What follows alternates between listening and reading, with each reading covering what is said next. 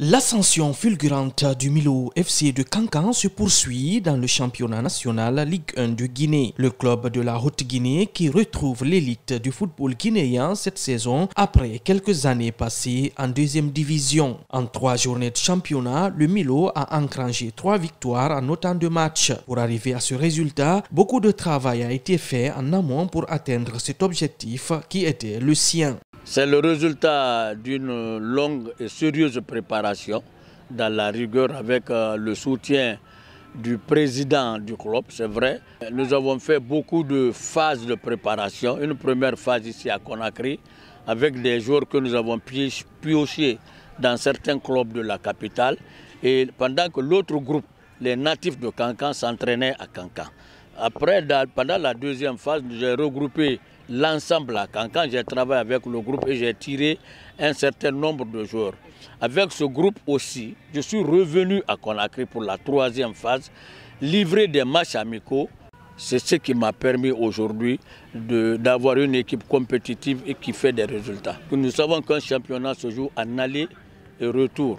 Et pour rappel, en Ligue 2, nous avons gagné 10 matchs en déplacement. Le Milo se porte mieux à l'extérieur. Le club présidé par Sori Doumbouya a des ambitions pour hisser haut cet autre club de Kankan dans le Gotha du football guinéen dans les 5 prochaines années. Nous avons mis en place un projet professionnel de football pour vraiment faire avancer le football à la base.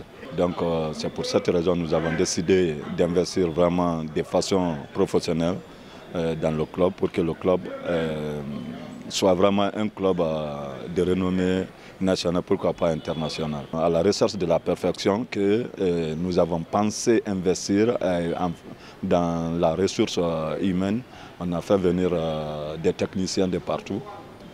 Pour la préparation de l'équipe, on a fait venir Jefferson Roche de la France, qui est venu avec ses assistants préparer l'équipe physiquement.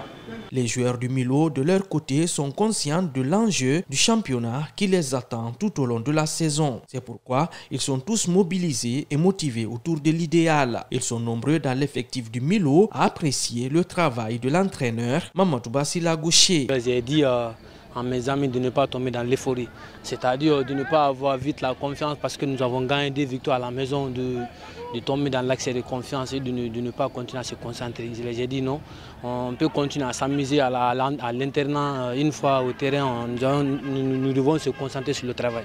Le coach, sur le plan physique et tactique, là c'est bon, mais surtout ce que j'apprécie sur le coach, c'est le plan mental.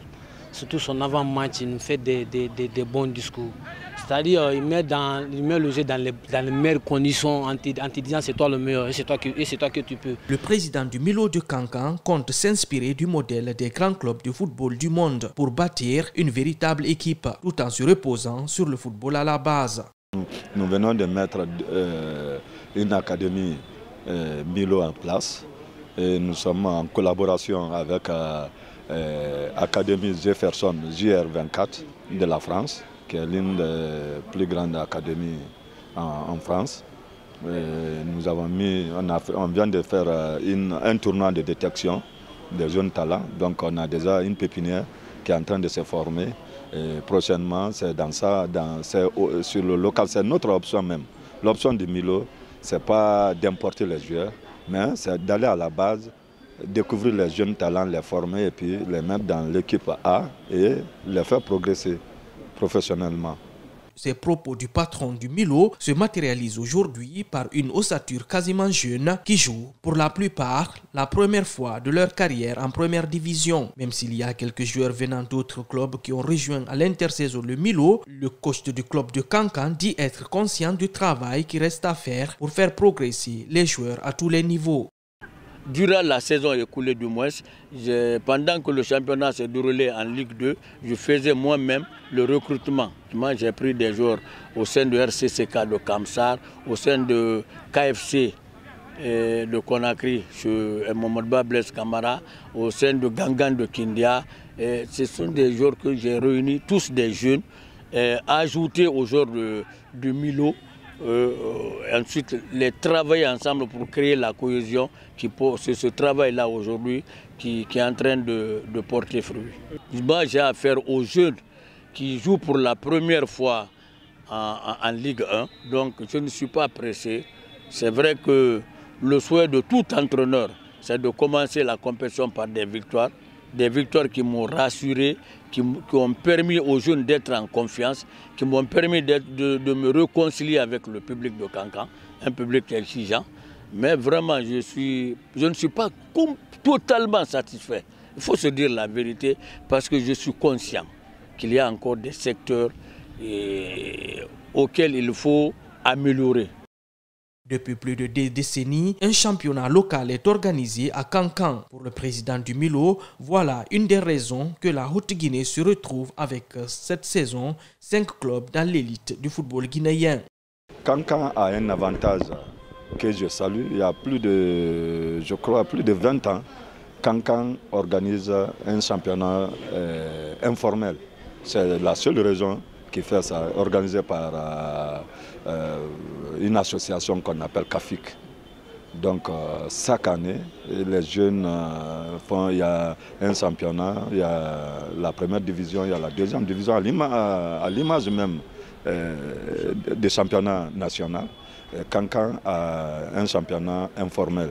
Donc chaque fois, il y a les talents, il y a des explosions de talents.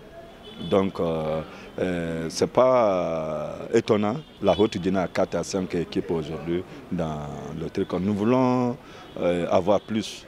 Il faut que l'intérieur aussi s'exprime. Donc notre objectif, c'est ça. Le Milo, c'est vrai que nous, on a des installations que nous mettons à la disposition de tout le monde. Nous contribuons aussi à la base pour la formation des jeunes. Mais le mérite ne revient pas seulement qu'à nous. Sur le plan de la situation salariale des joueurs du Milo, beaucoup de décisions sont prises par l'administration du club pour se conformer aux objectifs du futur du club de la savane guinéenne. Il y a des joueurs qui sont sous contrat, bien sûr, qui sont payés par mois, la plupart. Il y a certains rares qui sont simplement licenciés parce que ça dépend de la qualité et aussi de la volonté du joueur et la volonté du club. Mais nous sommes un club professionnel. Donc qui parle du professionnalisme, il y a aussi côté légal. Il faut que les choses évoluent normalement parce qu'on a aussi des ambitions de faire partir les talents pour qu'ils s'expriment à l'international aussi. On ne veut pas les retenir que sur le truc parce que le football aujourd'hui c'est un business. Donc on a des clubs partenaires qui sont à l'étranger qui vont pouvoir dans le futur, qui vont avoir besoin de nos jeunes. Donc c'est pour ça qu'il faut que tout soit clair au départ. Le président a demandé cette année qu'aucun joueur ne doit jouer au sein de Milo sur prêt parce que il a un mauvais souvenir des joueurs qu'il avait prêtés à d'autres clubs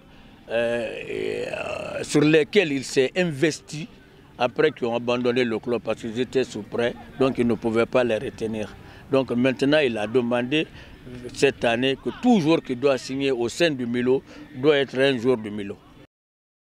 Le Milo est l'un des rares clubs guinéens qui dispose de ses propres installations. Pour mettre en valeur ce temple sportif, Mbaloumadi Diakité et en même temps rentabiliser le stade, voici ce que dit le patron du club. Nous allons créer des valeurs ajoutées autour du stade. On va faire des restaurants, à chaque match on fait des invités, on va vendre des gadgets, on va trouver des sponsors. Il y a beaucoup de choses qu'on est en train de réfléchir, des volets qui peuvent voler recettes pour que vraiment le club soit financièrement autonome. L'administration du club du Milo se réjouit et satisfait des résultats déjà obtenus jusque-là, de la Ligue 2 jusqu'à la Ligue 1 aujourd'hui. Le mérite revient aux joueurs et surtout à l'entraîneur Mamadou Bassila Gaucher. Réconforté, je suis satisfait du boulot qu'il est en train d'abattre parce que, vous voyez, prendre une équipe en Ligue 2, le faire monter et de quelle manière, de la plus grande belle manière, on est monté et Je lui ai fixé des objectifs pour le moment. Il est en train de me satisfaire sur tous les plans. C'est un grand entraîneur. Du passage même que je salue beaucoup sa patience, son amour pour le travail et vraiment son professionnalisme. Le Milo de Kankan occupe la première place du championnat avec 9 points en 3 matchs disputés. Les hommes de Mamadou Bassila Gaucher joueront contre l'FC Séquence lors de la 4e journée à Conakry avant de recevoir le Afia et le Oroya au compte de la 5e et de la 6e journée.